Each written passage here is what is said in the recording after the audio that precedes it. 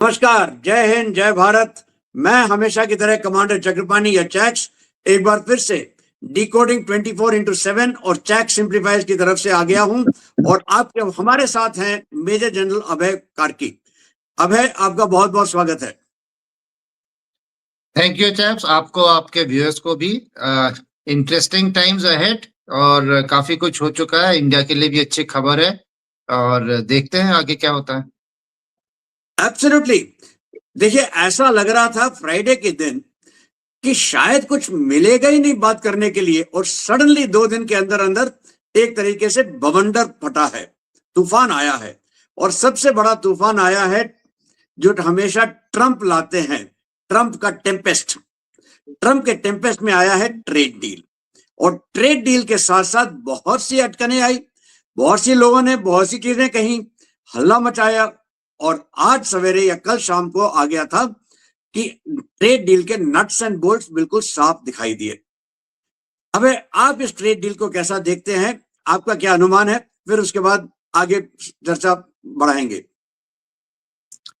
जी, ये एक ऐसी खुशखबरी है जिसके लिए काफी दिन से हिंदुस्तान में इंतजार था। और चाहे टैरिफ्स के बावजूद भी हमारे यूएस को ट्रेड जो था वो 20% बढ़ गया था, लेकिन जैसे मैं पहले कह रहा था, ये एक गले में एक पत्थर है जिसको हम लेके घूम रहे थे। अगर ये हट जाए तो हमारा कॉम्पिटिटिव एज बढ़ेगा और इंडिया यूएस को दरकरार नहीं कर सकता है। और ये बहुत अच्छी खबर हमारे लिए कि हमने ये डील किया है अपनी टर्म्स पे। जो हमारा सेंसिटिविटी थी अपने फार्मर्स के, अपने एग्रीकल्चर, डेयरी और इन चीजों में, जहाँ पे हम रेड लाइंस कह रहे थे, उस पे हमने कोई कॉम्प्रोमाइज नहीं किया है।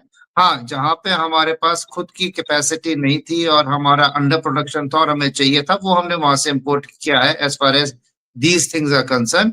और बाकी में भी जो हमें 18% टैरिफ है, ये हमारे जो कॉम्पिटिटर्स हैं वियतनाम, बांग्लादेश, इन सब से कम होने की वजह से हमें बहुत फायदा होगा। और डबल फायदा ये है कि हमने इसके ट्रंप के इतने सख्त सैंक्शंस के टाइम पे हमने 7-8 एफटीएस कर लिए थे, और मदर ऑफ ऑल एफटीएस तो अभी ईयू के साथ हुआ था। यानी हमने ऐसी क्षमता बना ली थी कि यूएस के ट्रेड बैन ही बोलूंगा, उसके बावजूद भी हम लोग अपने को ठीक से संभाल रहे थे, हमारा पेस में कोई कमी नहीं आई थी। और उसके बाद जब अमेरिका का खुल गया है, तो अब तो इतनी एक्सपोर्ट की कैपेसिटी हमको बढ़ानी पड़ेगी ताकि हम ईयू एफटीए और यूएस वाला दोनों में अपने को स्केल के हिसाब से कॉम्पिटिटिव रख सके। तो ये तो बहुत ही अच्छी खबर है। और ये मार्च में जब फाइनलाइज हो जाएगा, अभी तो जॉइंट स्टेटमेंट और फ्रेमवर्क की बात हुई है, मार्च में जब फाइनलाइज हो जाएगा तो हमारे लिए ये बहुत ही अच्छा होगा। इसमें ऑपोजिशन वाले जो है, एक ऑपोजिशन के नाते कुछ बोल रहे हैं, लेकिन उसमें कोई खास दम है नहीं। देश के हित में जो होना था वो हुआ है। अमेरिका ने जो इतने महीने से कोशिश की थी और सबको झुका दिया था दुनिया में, ईयू को लेके फ्रांस सबको झुका दिया था। जितने भी उसके पास एम्यूनिशन थी, India as a dead economy, उसके जो प्रवक्ता थे उन्होंने जितना भी इंडिया को भला बुला कहा कि वो तो डेड इकोनॉमी, हमारे वहां भी किसी ने बोल दिया था कि India as a dead economy. तो इन सब के बावजूद आज के तारीख में हम एक खुले मैदान में एज इक्वल पार्टनर यूएस के साथ खड़े हैं। और इसमें मेरे ख्याल से जो ट्रिगर था वो था कि ईयू के साथ जो हमारा एफटीए फाइनलाइज हो गया था, और उसके साथ साथ जितनी भी मेजर इकोनॉमीज थी उनके साथ हो रखा था।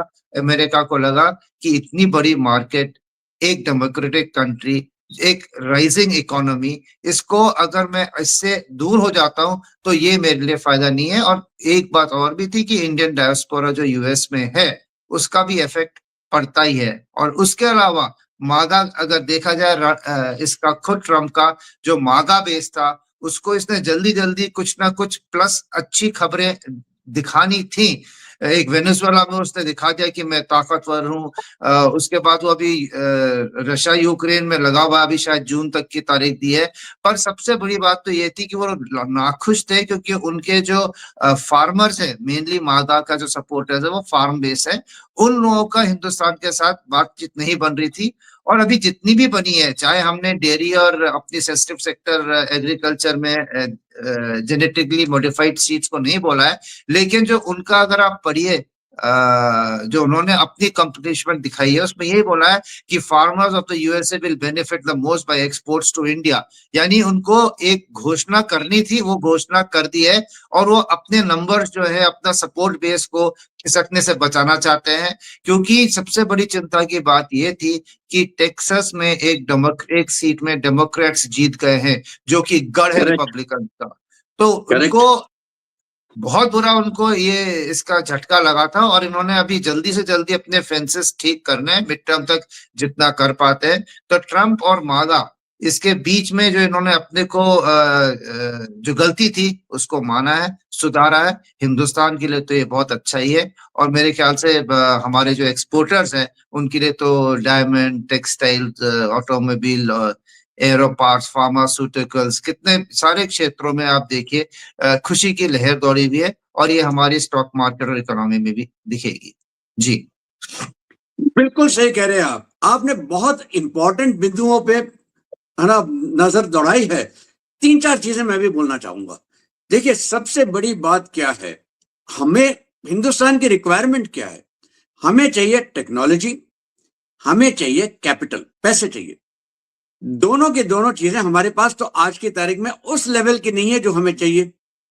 हमने विकसित भारत का जो सपना बनाया है, जो देखा है 2047 का, इसमें बेसिक चीजें क्या हम चाहते हैं? नंबर 1, हम चाहते हैं जो एडवांस चिप्स हैं, एडवांस डेटा सेंटर्स हैं, ये सब हम लाएं। अगर हमको ये चाहिए तो हमें चाहिए टेक्नोलॉजी चिप बनाने की, हमें चाहिए डेटा सेंटर्स में हमें इक्विपमेंट की। ये कहां से आएंगे? या तो चीन या अमेरिका। चीन के पास आप जा नहीं सकते, बसता है अमेरिका।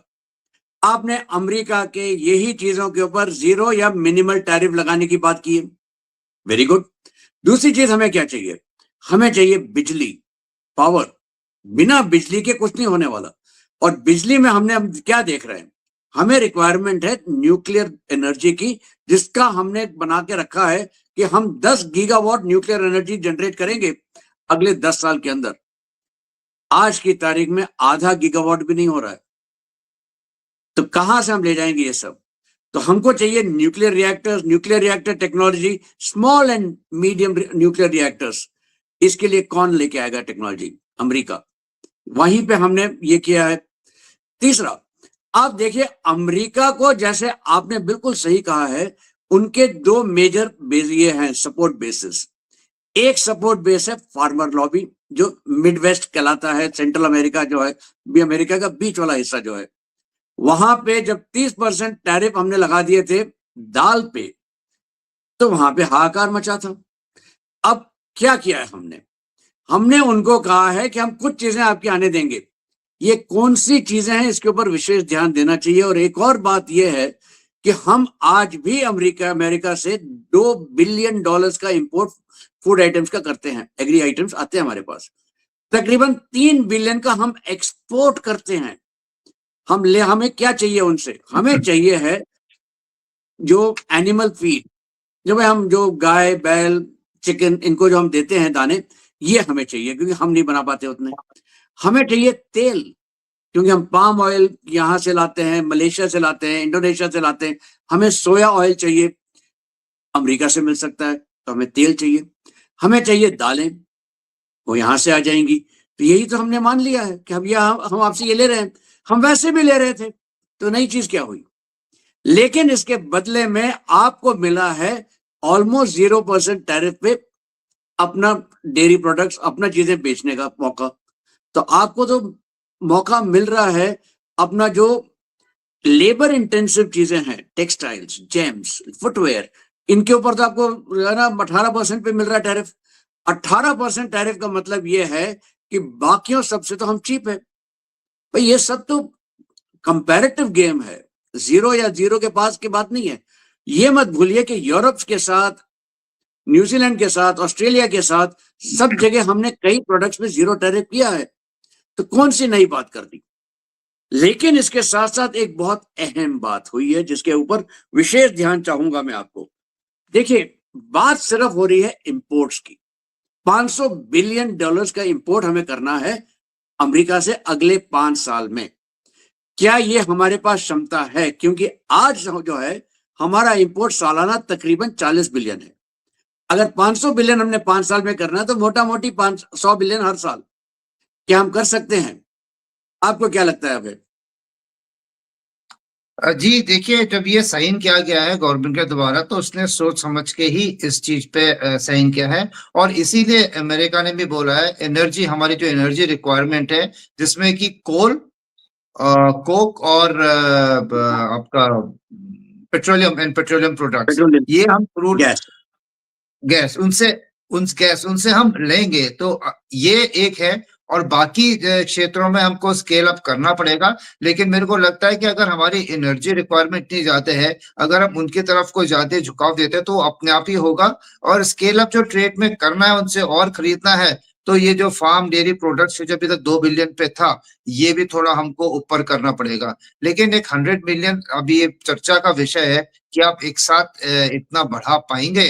अ, समय वक्त ही बताएगा कि सरकार ने इसमें आगे क्या सोच रखी हुई है। एनर्जी एक चीज है और आर्म डिफेंस इक्विपमेंट दूसरी चीज है।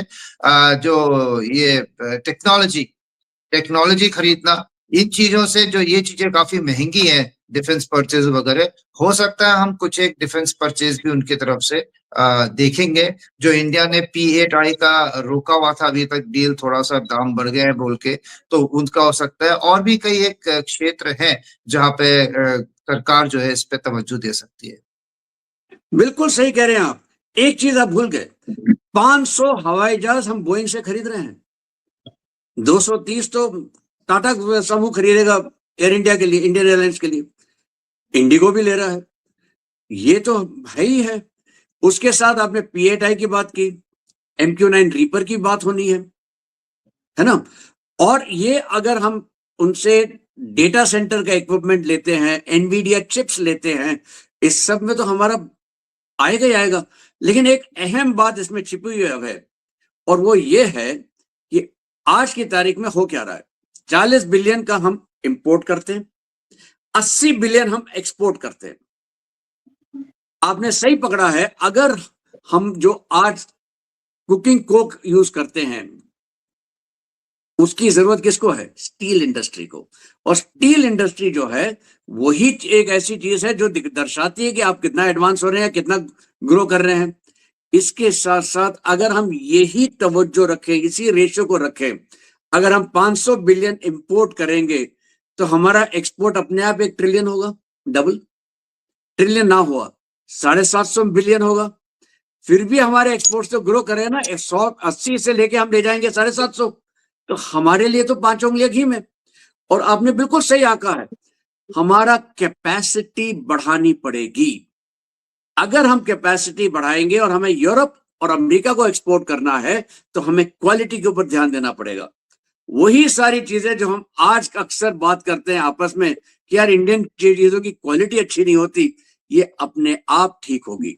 अपने आप जब आप कैपेसिटी बढ़ाएंगे तो आपका स्मॉल मीडियम माइक्रो इंडस्ट्रीज के ऊपर में आप इन्वेस्ट करेंगे, यही तो ग्रो करेंगे, यही तो आपका इंजन ऑफ ग्रोथ है। आप इसी को तो तवज्जो दे रहे हैं। एक और अहम बात आती है, वो है रशियन तेल की। कहा जाता है कि रशियन के तेल के लिए अमेरिका हमारे ऊपर बहुत दबाव डाल रहा है और हमको कह रहा है कि तेल ना लें। एक तरीके से ये सही सच भी है। देखिए, जब हम अगस्त 2025 में ले रहे थे, हमारे पास तेल आ रहा था मोटा मोटा 38% हमारा तेल का इंपोर्ट रशिया से आ रहा था। आज वो घट के 27% पे है। दो चीजें बहुत इंपॉर्टेंट हुई हैं या हो रही हैं। एक, वेनेजुएला का तेल। हमारे पास 2 वेनेजुएला ऑयल के ऑयल वेल्स हैं हमारे पास वेनेजुएला में, जहां पे हम एक्सपोर्ट नहीं कर सकते, वहां से निकाल नहीं सकते क्योंकि वेनेजुएला के ऊपर सैंक्शंस लगे थे। अब ट्रम्प ने कहा ये सैंक्शंस हटा देता हूं, यहां से मोटा मोटा आपको 6 लाख बैरल्स पर डे आपको यहां से मिलेगा। आपकी आज की इंपोर्ट है तकरीबन 18 लाख बैरल। तो अगर 6 लाख यहां पे आया तो आपका 18 लाख से तो जो रशिया से आप इंपोर्ट कर रहे हैं 6 लाख तो अपने आप ऑटोमेटिकली कम होगा और रशियन कीमतों से कम मिलेगा क्योंकि ये हमारा तेल है, हमारी ऑयल वेल्स है।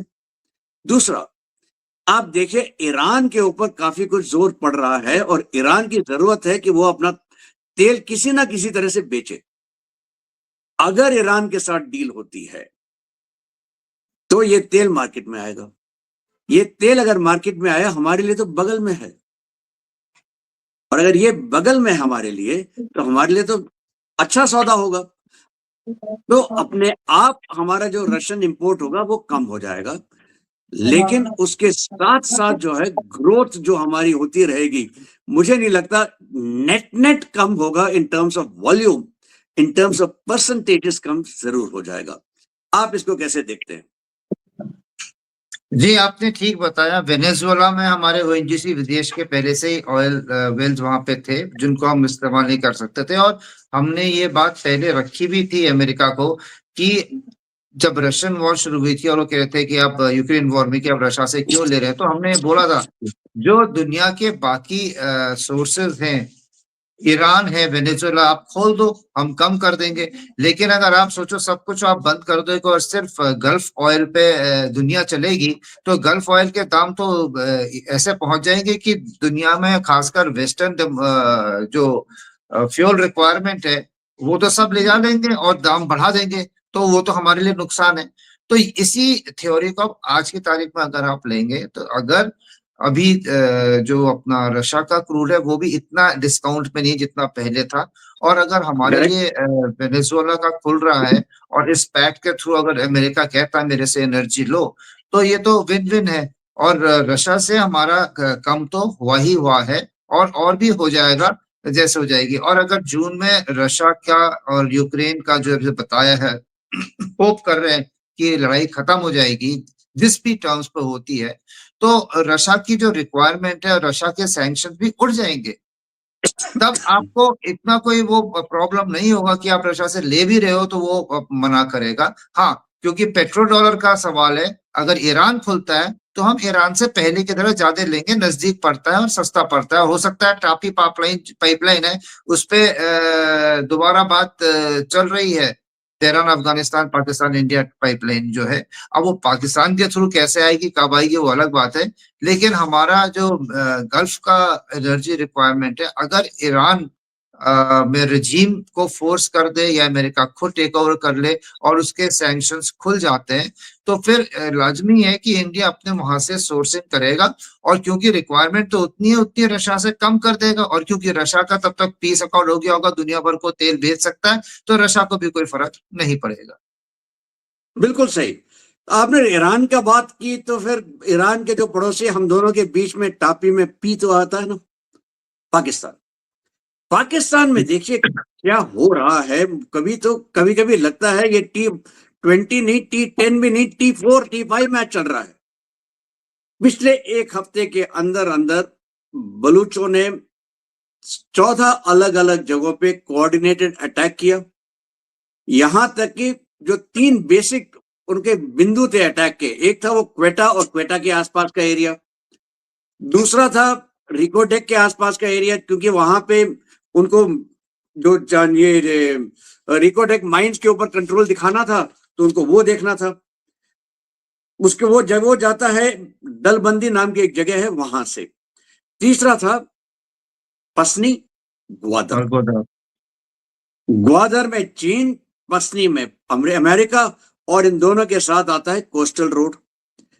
इन ये 3 बिंदुओं पे उन्होंने अटैक किया। यहां तक कि क्वेटा में जो उनका कोर हेडक्वार्टर्स है, पूरा का पूरा कोर अपने कैंटोनमेंट में जाके अपने आप को बंद कर गया। कहता जी हम बीच में बाहर नहीं आ रहे, हम अपने आप को सुरक्षित करना चाहते हैं। 5 दिन ये चलता रहा। फिर फ्राइडे के दिन एक शिया मॉस्क के ऊपर अटैक होता है, आत्मघाती हमला, suicide attack, 69 dead, 169 wounded. Shias के खिलाफ पाकिस्तान में हमेशा समस्या रही है। मोटा मोटी 20% पॉपुलेशन पाकिस्तान की शिया है, लेकिन वो शिया को मानते ही नहीं है कि वो मुसलमान है, या उनको सेकेंड रेट मुस्लिम मानते हैं। यहां तक कि शिया प्रोसेशन जब चलते हैं, तो मैंने देखा है फोटोग्राफ्स, प्रोसेशन बीच में है, एक एरो हेड फॉर्मेशन के रूप में लोग आगे जाते हैं ताकि कोई आत्मघाती हमला करे तो उसमें सामने मर जाएगा, मेन प्रोसेशन पे कुछ नहीं होगा। यहां पर भी वही हुआ। मॉस्क के बाहर वाले हिस्से से वो बंदा जो था वो वहां पे पहुंचा, वहां पे उसने अपने आप को एक्सप्लोड कर दिया, मर गया। ठीक है, इसके साथ साथ जो खबरें आ रही हैं वो दिल दहला देती हैं इन मेनी वेज। एक तरफ शिया कहते हैं कि हम सुन्नियों, देखिए इतने लोग आ रहे हैं ब्लड डोनेशन के लिए, एक भी सुन्नी नहीं है क्योंकि सिर्फ शिया लोग मरे, शिया नहीं आ रहे। दूसरी तरफ पीओजेके में, हिंदुस्तानी कश्मीर में एंटी पाकिस्तान स्लोगनिंग शुरू हो गई है। तीसरी बात, अगर ये सब चल रहा है, क्या आपको लगता है ये एक फॉल्स फ्लैग मिशन था? क्योंकि जो व्यक्ति है जिसके ऊपर ये नाम आया है, जिसका नाम है यासिर, कहते हैं यासिर ने तो मुनीर से मुलाकात की थी, मुनीर ने उसे पैसे दिए थे और एक कोरोला जैसी गाड़ी भी दी थी। आप इस सारी श्रृंखला को कैसे देखते हैं? क्या हो रहा है पाकिस्तान के अंदर? देखिए, ये तो इस्लामिक स्टेट ने तो खुद ओन अप कर ही लिया है कि ये हमारा काम करेक्ट। था। तो अभी तक ये सोचना कि टीटीपी था, बीएलए था, वो था, ये अब तो क्लियर हो गया है कि ना तो अफगानिस्तान का इसमें हाथ है, क्योंकि अफगानिस्तान तालिबान खुद आईएस स्टेट के अगेंस्ट, जो है एसकेपी के अगेंस्ट उनके ऑपरेशन चलते हैं। करेक्ट। आईएसकेपी और आईएसआईएस का एक्सटेंशन अगर आप देखें तो उससे अगर कोई बातचीत करके उसको एक मोहरा बना के तालिबान को अगर मारने की कोशिश कर रहा है तो वो कौन है? पाकिस्तान आर्मी। हम्म। तो अफगानिस्तान, तो ये उन्हीं का टूल जो है, जो उनका टूल किट बोलो या उनका एक मोहरा आईएसआईएस, उसी ने ये किया है। इसीलिए जो अगर आप देखें वहां पे जो लोकल शिया क्लेरिक्स वगैरह हैं, वो उनसे कह रहे हैं तुम इन लोगों को पालते हो और ये हमको मारते हैं, और अब यहाँ पे आके आप सहानुभूति दिखा रहे हो। तो ये बड़ा क्लियर है।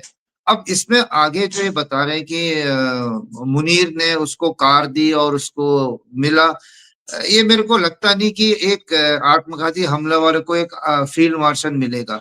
वो तो आईएसआई को थ्रू कोई एक एजेंसी होगी, उसके थ्रू कोई एक ऑर्गेनाइजेशन होगी, उसके थ्रू इस बंदे को प्लान करके भेजा गया होगा। मुनीर उसके चाबी वाबी नहीं देगा, वो एक फील्ड मार्शल का शायद लेवल की एक बात नहीं है। ये तो एक लो लेवल ऑपरेटिव जैसे हम बोलते हैं कि ये सुपारी देना, किसी को सुपारी हम्म। देके ये काम कराया जाता है, वैसे करेक्ट। आईएस स्टेट से किया जाता है। और इसमें समझ में ये नहीं आ रहा है कि फायदा किसको है कि इस्लामाबाद में अपने हार्ट के अंदर एक मॉस्क को, और वो शिया मॉस्क को बनाना, उसमें जिम्मेदारी स्टेट की आती है।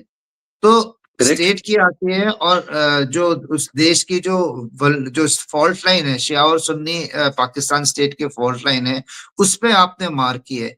तो ये वही एजेंसी हो सकती है, दूसरा अगर दूसरी सोच करें, जो कि उसके देश के विभाजन या तोड़ने की या सिविल वॉर लाने की कोशिश हो।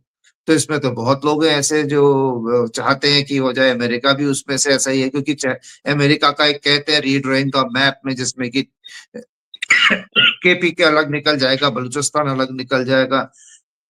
पीएचओ को तो पहले ही उन्होंने कल अपने मैप में पाकिस्तान को से हटा के इंडिया के साथ यूएसए ने अपने जोड़ मैप में दिया है। दिखा दिया है, जो कि चर्चा में आ रहा है। तो जैसे पिछली बार बलूचिस्तान के लिए मैंने बोला था, इसमें हमें ये देखना है कि इसका इंटेंट किसका है, इससे बेनिफिट किसको होगा। ये एक क्या कोशिश थी एक सिविल वॉर शिया सुन्नी करने के?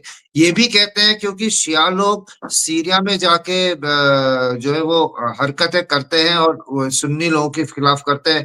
तो हो सकता है वहां से एक 1-to-1 जवाब आया हो आईएसआईएस के थ्रू, इस्लामिक स्टेट के थ्रू, कि इस्लामिक स्टेट के अगेंस्ट शिया लोग लड़ते हैं। तो इसमें बहुत सारे एंगल है, मेरे ख्याल से एकदम से हो के हम पता नहीं कर सकते, पर डेफिनेटली इसमें जो है, जो पहले हम सोचते थे कि बीएलए या केपीके या फिर सॉरी टीटीपी या फिर अफगानिस्तान या फिर इंडिया का, ये नहीं हो सकता इसमें। इन इन स्टेट्स को कोई फायदा नहीं, इन एक्टर्स को कोई फायदा नहीं है। जी। आप इसमें चाइना का क्या रुख देखते हैं? क्योंकि देखिए कुछ भी हो, चाहे शिया सुन्नी में लड़ाई हो, चाहे वो बलोच हो, हिट तो चाइना को पड़ रहा है। आप इसमें चाइना एंगल क्या देखते हैं? नहीं, इसमें क्या ये चाइना चीन के एंगल लिए ये है मैसेज? कि जो जो कुछ भी हो रहा है उसमें चाइना का वो 65 बिलियन डॉलर जो लगाया है, उसका दुकान खत्म। उसने वहां से बोल दिया मैं अपने आदमियों को वापस ले जा रहा हूँ। तो चाइना का एक जो बहुत बड़ा उसका ड्रीम था और जो उसका इन्वेस्टमेंट था, उसको तो बहुत चोट लग रही है। तो ये चीज करा के चाइना तो कुछ नहीं करेगा, लेकिन बगल में अगर CIA या कोई और है जो चाहता है चाइना का इंटरेस्ट खत्म हो जाए और पाकिस्तान का भी, तो उसमें भी आप नहीं कर सकते। लेकिन मेरे को ये लग रहा है ये शिया सुन्नी की इतनी पूरी राइवलरी है और ये पूरे अक्रॉस दैट रीजन है, जैसे मैं आपको बताता हम्म, सीरिया वगैरह में शिया जो लगते हैं, ये उसका भी एक कि बहती गंगा में एक ये भी इन्होंने कर दिया बात है। हो लिया है। और इससे पाकिस्तान की जो मिलिट्री है और पाकिस्तान की जो हुकूमत है उसके मुंह पे एक बहुत बड़ा तमाचा है। इमीडिएटली बलूचिस्तान के बाद जो BRAS ने किया था, अभी ये जो आप बता रहे थे, उसके साथ हम्म, इसको अगर जोड़ा जाए तो पाकिस्तान की जो पकड़ है बाहर के प्रांतों में तो है ही नहीं, बलूचिस्तान, सिंध, और क्योंकि अभी बलूचों ने जो एक बस को अटैक किया वो सिंध के अंदर किया है, कराची में भी अटैक कर चुके हैं। तो करेक्ट। बलूचिस्तान, सिंध, ऊपर आपका खैबर पख्तूनख्वा, POJ को आप दिखा रहे हो इंडिया के साथ, और जो उसका हार्ट है पंजाब में इस्लामाबाद, वहां पे आप बम फटवा रहे हो। ये कौन कर सकता है? जो कोई लंबी कहानी में आगे का कुछ खेल खेलना चाहता है। हो सकता है अमेरिका बलूचिस्तान के साथ अपनी साठगांठ बना रहा हो कि अबे तेरे थ्रू ही काम चला लूंगा, क्योंकि चाइना जो है वो पेशावर से अफगानिस्तान और ईरान की तरफ से सीपेक निकालने की सोच रहा है। इतनी उसकी हालत खराब हो गई है कि वो डायरेक्टली सी में जो जाना है वो ग्वादर को अभी वो तकरीबन वो हार चुका है, और वो पेशावर के थ्रू अपनी रोड निकालना चाहता है अफगानिस्तान ईरान में। तो ऐसी हालत में चाइना को थप्पड़ मारना या उसके मंसूबे खराब करना, पाकिस्तान को एक तोड़ने की कगार में या उसकी गवर्नेंस को फेलियर जैसे कगार में, जिसको फायदा है उसने ये उसका इस इंटेंट के हिसाब से रोल हो सकता है। शिया सुन्नी नंबर 1 प्रायोरिटी पे मेरे को लगता है कि ये जो इनकी शिया सुन्नी की लड़ाई है उसके बीच में ये हुआ है। मुझे भी यही लगता है, बिल्कुल सही कह रहे हैं अभय आप। चलते हैं हमारे एक और पड़ोसी बांग्लादेश। भाई अगर हीरा मंडी की बात की तो पन्ना मंडी की भी बात होनी ही चाहिए। पन्ना मंडी में होने वाले हैं इलेक्शंस, मुश्किल से 4-5 दिन बचे हैं। इलेक्शंस के साथ साथ रेफरेंडम भी है। रेफरेंडम में आप जानते हैं, ये सभी जानते हैं कि क्या होने वाला है इलेक्शंस में, क्या होने वाला है, क्योंकि अवामी लीग को तो आपने अलग कर दिया। बचते हैं सिर्फ दो, जमायत और BNP। BNP और जमायत के बीच में अगर टक्कर होगी तो जमायत के पास फिर भी कार्ड्स बचेंगे, फिर भी पावर रहेगी, चाहे वो भले ही सरकार ना बनाए। उसके साथ साथ एक सडन खबर आती है कि बांग्लादेश ने अमेरिका के साथ एक ट्रेड डील कर ली है, लेकिन वो टोटल सीक्रेट डील है। ये ट्रेड डील क्यों करने की फिक्र में है यूनुस, खास करके ऐसे वक्त में जब वो मुश्किल से 5 दिन बाद इलेक्शंस होंगे, तो उसके बाद कभी ना कभी तो उसे जाना ही पड़ेगा।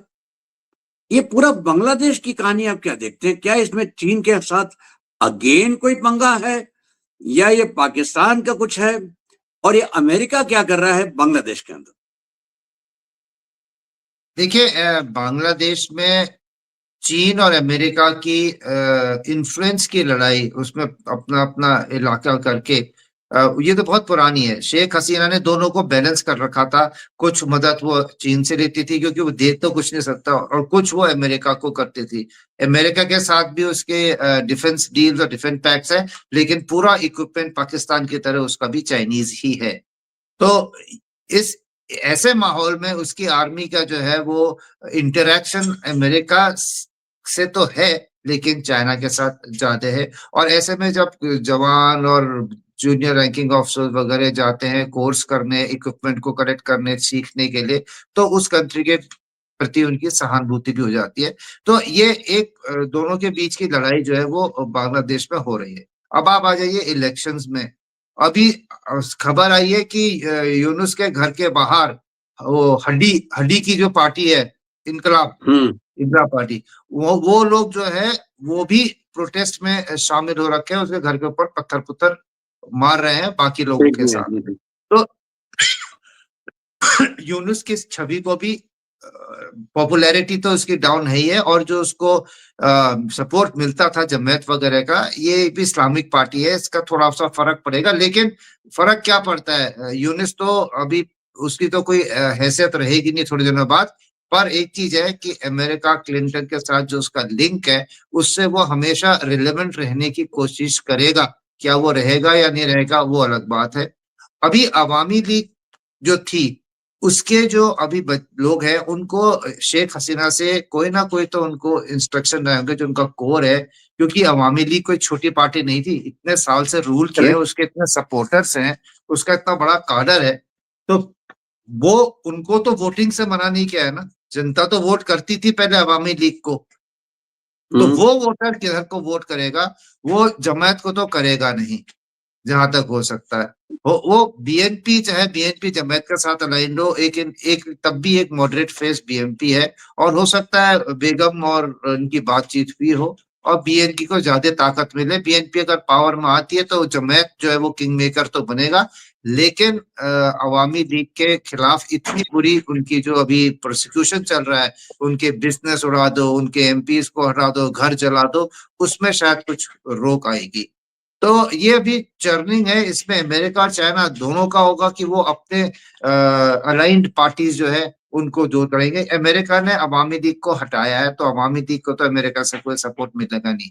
अब बीएनपी का क्या होता है, और अमेरिका को कोई इस्लामिक रेडिकल से भी कोई परहेज नहीं है, वो जमात को भी सपोर्ट कर सकते हैं अगर उनका इंटरेस्ट मिल रहा है, जिसमें कि उनको जो जमीन चाहिए, सेंट एंड्रूज आइलैंड तो ले ही लिया उन्होंने, और उसके अलावा बाकी चाइना को कंटेन करना, चाइना को खदेड़ना। अभी आप देखिए वेनेजुएला ऑयल, ईरान ऑयल, पूरी की पूरी कहानी चल रही है चाइना को अमेरिका, साउथ अमेरिका से, मेक्सिको के साथ से भगाना, ईरान से उसका तेल रोकना, वेनेजुएला से उसका तेल रोकना, और उसको एक इकोनॉमिकली जो है एक टाइट स्पॉट पे डालना। जो चाइना के अंदर क्या हो रहा है तो अलग बात है, जो वहां पे टैंक चल रहे हैं, फायरिंग हो रही है बीजिंग के अंदर, वो पावर स्ट्रगल जो है, सीएमसी खाली है, वो एक अलग कहानी है। लेकिन आज की तारीख में अमेरिका का जो पुश है और जो इसकी हरकत है, वो चाइना फोकस्ड भी है। अगर आप थोड़ा सा दूर से जाके देखिए तो ये सब जगह जो काम हो रहे हैं, जहां जहां चाइना का प्रभुत्व है, जहां जहां युआन चल रहा है, वहां पे वो घुस के उसको काउंटर कर रहा है। बिल्कुल सही कह रहे हैं आप, और आपने बिल्कुल दक्षता से बता दिया कि चाइना के अंदर क्या हो रहा है, क्योंकि 7 मेंबर की सीएमसी है, 5 इनमें से गायब हैं। तकरीबन अगर सिर्फ पिछले 2.5-3 साल की हम बात करें तो कहते ये हैं कि 90 के आसपास लेफ्टिनेंट जनरल एंड अबव को पर्च किया गया है। पर्च का मतलब यह है कि आपने उनको या तो रिटायर कर दिया है या मार दिया। यहां तक कि जो पुराना सीएमसी का जो डिप्टी चेयरमैन था, वही मृत पाया गया था। अब वो कहने लगे कि उसका भी मर्डर हुआ था। ये तो आप बिल्कुल सही कह रहे हैं। साफ दिखाई देता है अमेरिका का असली टारगेट तो है चीन, और उसने चीन को इकोनॉमिकली वीकन करने के लिए रास्ता चुना है तेल, क्योंकि चीन ने अमेरिका के ऊपर रेयर अर्थ के नाम पे बहुत डंडा घुमाया था, तो वो पे बैक टाइम आ गया, उनको टैक्स के रूप में उनको वापस किया जा रहा है। तो तेल उसका वाहन है, वेनेजुएला से निकाला, साउथ अमेरिका से निकाला, अब ईरान से निकालने की कोशिश है। अगर रशिया का डील हो जाएगा तो रशिया से भी बाहर होगा। तो टारगेट तो है चीन। इस चीन के टारगेट है तो हिंदुस्तान की भूमिका बहुत अहम है, क्योंकि एक हिंदुस्तानी है जिसने चीन को मिलिटरली रोका है इन द रिसेंट पास्ट। इससे पहले वियतनाम में हुआ था, लेकिन उसको हुए भी कई दशक हो चुके हैं। जो यांग था, यांगुशिया, वही एक अकेला बचा था सीएमसी में जिसने एक्चुअल एक्शन देखा था, वो भी वियतनाम वॉर में। अब यांगुशिया को तो आपने निकाल दिया है। अब आते हैं इंडिया के ऊपर क्या असर पड़ेगा इस सब का। इस सब का इंडिया के ऊपर, जैसा अभय आपने बिल्कुल शुरू में ही कह दिया था, बहुत सकारात्मक असर है। चाहे जैसे भी देखिए, हमारी कैपेबिलिटी, हमारी कैपेसिटी, हमारी मैन्युफैक्चरिंग, ये सब में बढ़ोतरी आएगी, हमारे एक्सपोर्ट्स में बढ़ोतरी आएगी। और वो बढ़ोतरी हालांकि इंपोर्ट्स के ऊपर निर्भर होगी, वो तो होना भी है, लेकिन जितना इंपोर्ट्स बढ़ेंगे उससे ज्यादा हमारे एक्सपोर्ट्स बढ़ेंगे।